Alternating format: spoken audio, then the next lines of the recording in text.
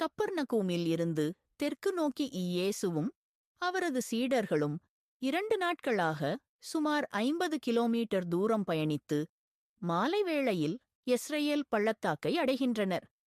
பள்ளத்தாக்கின் வனப்பும் கோதுமை விளைநிலங்களும் தர்பூசணி மற்றும் ஆரஞ்சு பழத்தோட்டங்களும் பருத்தி மக்காச்சோளப் பயிர்களின் ஊடே ஆங்காங்கே சூரியகாந்தி பூக்கள் பூத்துக் குலுங்கும் காட்சி அவர்களின் பிரயாணக் களைப்பை நீக்கி ஒரு புத்துணர்வு கொடுக்கிறது.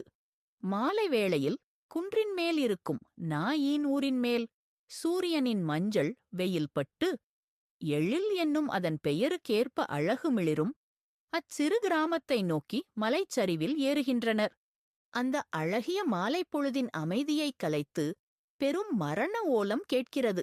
மலைச்சரிவில் இருக்கும் கல்லறை நோக்கி ஒரு பெருங்கூட்டம் மக்கள் இறந்த மனிதனின் சடலத்தை சுமந்து அடக்கம் பண்ண வருகின்றனர். கூட்டத்தின் மத்தியில் தன் ஒரே மகனை இழந்த அந்த விதவைத் தாய் பாடையின் அருகே வீறிட்டு அழுது புலம்பி வருகிறார்.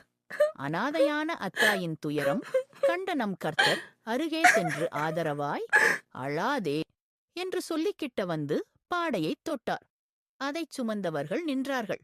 அப்பொழுது அவர் பாடையில் இருந்த அந்த உயிரற்ற சடலத்தை பார்த்து, வாலிபனே, எழுந்திரு என்று உனக்குச் சொல்லுகிறேன் என்றார். தூக்கம் களைந்து விழிப்பது போல் மரித்த வாலிபன் எழுந்து உட்கார்ந்து பேசத் தொடங்கினான். அவனைச் சுற்றி கட்டப்பட்டிருந்த மரணக்கட்டுகளை வேக வேகமாக அவிழ்க்கின்றனர். வாலிபனை அவன் தாயிடம் ஒப்புவித்தார்.